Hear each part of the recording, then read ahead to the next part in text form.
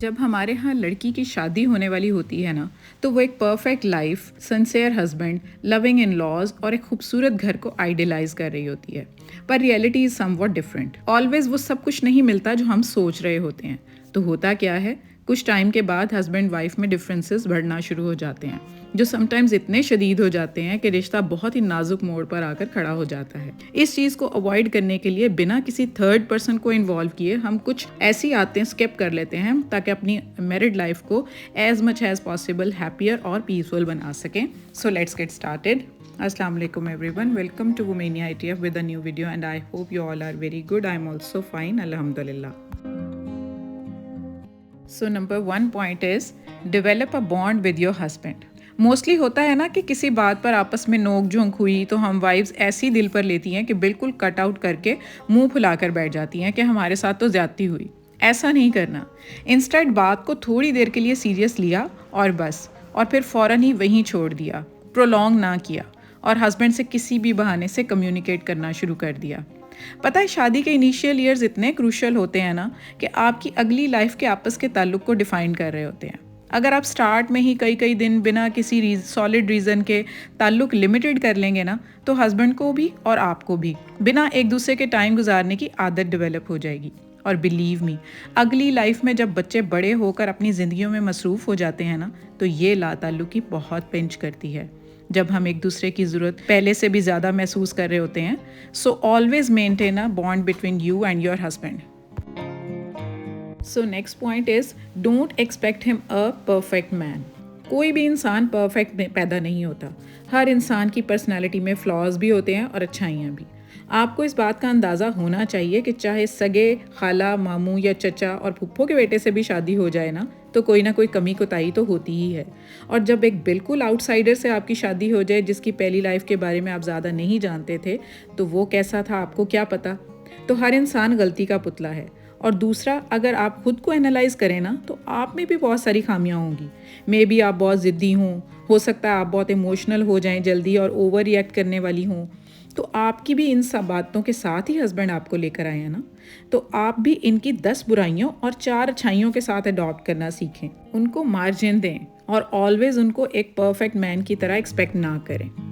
Next point is don't be judgemental. जब आपस में कोई इख्तलाफ हो जाता है ना, तो कभी भी ये एक्सपेक्ट ना करें कि हस्बैंड ने आपसे ज़्यादती की और अब उसको ही मैनेज करना होगा। अब 2 दिन हो गए बात ना किए हुए, इसको मनाना चाहिए था, वगैरह वगैरह। मर्द को अल्लाह ताला ने हमेशा अपर हैंड दिया है, जिससे हम औरतें कभी भी डिनाई नहीं कर सकती। जितना मर्जी हम हाईली क्वालिफाइड हों या फिर एक अच्छी पोस्ट पर ही अपॉइंटेड क्यों ना हों। और हाँ, दूसरी बात, आदमी कभी कभी चीज़ों की बारीकियों में नहीं जा रहे होते।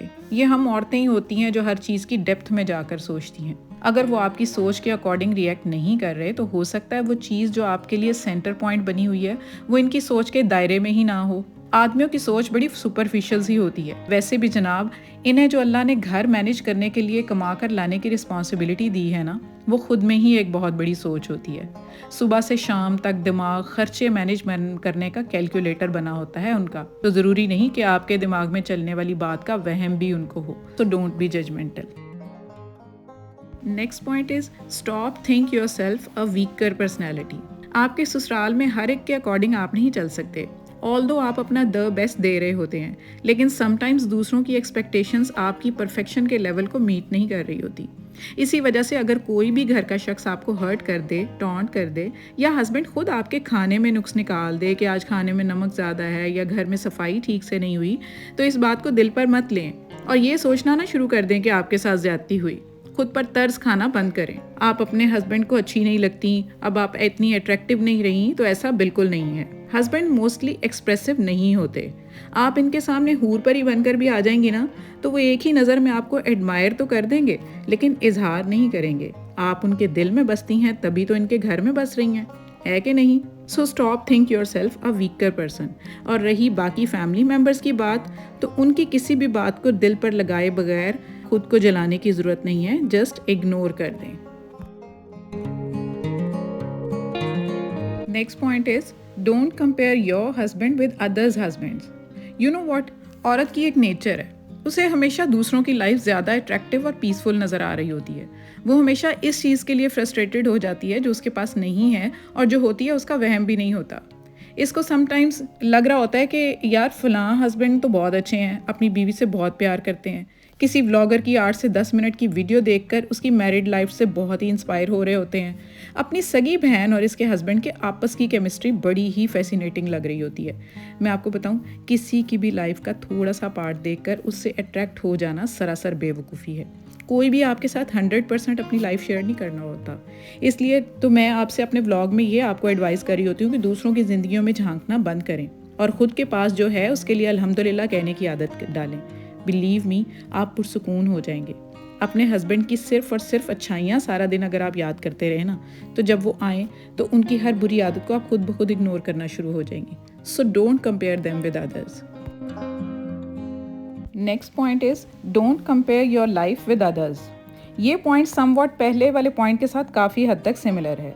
वो इस तरह, जैसे हस्बैंड को आप किसी दूसरी औरत के हस्बैंड से कंपेयर नहीं करेंगी तो ऑब्वियसली दूसरों की लाइफ में क्या चल रहा है और आपकी लाइफ कैसी है तो वो भी बिल्कुल डिफरेंट है। अगर किसी के घर में कोई नई गाड़ी आ गई है या किसी सास के साथ इसकी बहुत ज़्यादा दोस्ती है और आपकी सास के साथ आपके बहुत इख्तलाफात हैं, आपका बच्चा पढ़ाई में कमज़ोर है और आपकी नेबर का बेटा अब्रॉड चला गया हायर स्टडीज़ के लिए, तो अगर आप खुद को कंपेयर करना शुरू कर देंगी इन सब चीज़ों से तो आपकी लाइफ फिर से डिस्टर्ब हो जाएगी। किसी के लाइफ स्टाइल या दूसरों के आपस के रिश्तों से कभी भी इंस्पायर होकर अपनी हस्ती पस्ती ज़िंदगी या जीवन ना बनाएं। सबके घर के माहौल, उनके लाइफस्टाइल डिफरेंट हैं आपके माहौल और आपके लाइफस्टाइल। तो don't compare your life with others. Next point is don't let your husband down. मैंने अपने इर्द गिर्द फैमिली में बहुत सारी ऐसी लेडीज़ को देखा है जो अपने हस्बैंड्स को रिगार्ड ही नहीं देती, मतलब उनको फॉर ग्रांटेड ले रही होती हैं। लेट से अगर किसी जगह कोई टॉपिक हो रहा है ना, तो जब उनके हस्बैंड बात करने लगें तो वो उनको चुप करवा देंगी। आपको नहीं पता किसी बात का, आप चुप करें, तो ये बहुत ही गलत है। किसी के सामने तो क्या, अकेले में भी आप अपने हस्बैंड को इस तरह से ह्यूमिलिएट या डिग्रेड नहीं कर सकती। हाँ, अपना पॉइंट ऑफ व्यू उनके पॉइंट ऑफ व्यू से अगर डिफरेंट है तो एक तरीका होता है बात करने का और समझाने का, और किसी तीसरे के सामने ऐसे ट्रीट करना तो रियली डिस्गस्टिंग है। ये आपकी तरबियत दिखा रहा होता है कि आपकी ग्रूमिंग किस तरह से हुई। एंड यू नो, हमारे दीन ने खामन को हमेशा अपर हैंड दिया है, तो हम ऐसे इस चीज़ को भूलकर अपने लिए नेकियां कैसे समेट सकते हैं। और हाँ, हम अपने बच्चों पर इस चीज़ का क्या असर डाल रहे हैं। जब उनकी माँ इस तरह से उनके बाप को डी वैल्यू कर रही है तो सोचे क्या ट्रेंड सेट कर रही हैं आप अपने बच्चों के लिए।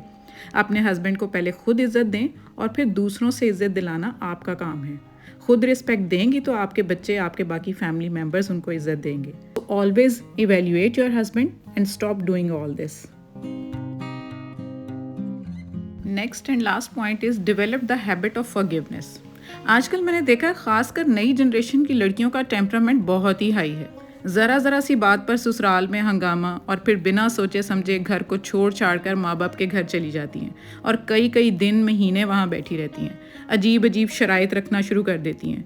तभी तो आजकल डिवोर्स रेट्स भी इतने ज़्यादा हो गए हैं। पहले वक्तों में बड़े बुजुर्गों की इज्जत शर्म में ही लड़कियां तंग होने के बावजूद सारी ज़िंदगी गुजार लिया करती थी, लेकिन आजकल तो ज़रा सी बात पर घर ख़राब कर लेती हैं। तो ये बिल्कुल ठीक नहीं। माफ़ करना सीखें, इग्नोर करने की आदत बनाएं। अब तक मेरी ऑलमोस्ट हर मोटिवेशनल वीडियो अगर आपने देखी है तो मैं यही कहती हूँ कि माफ़ कर दिया करें, इग्नोर कर दिया करें, ज़्यादा देर तक दिल में गुस्सा ना रखा करें। बिलीव मी, अगर मैं आपसे कहूँ ना कि ये हैप्पी मैरिड लाइफ का मेन पॉइंट क्या है, तो यकीन करें ये मेन पॉइंट ही फॉरगिवनेस है, इग्नोर करना है।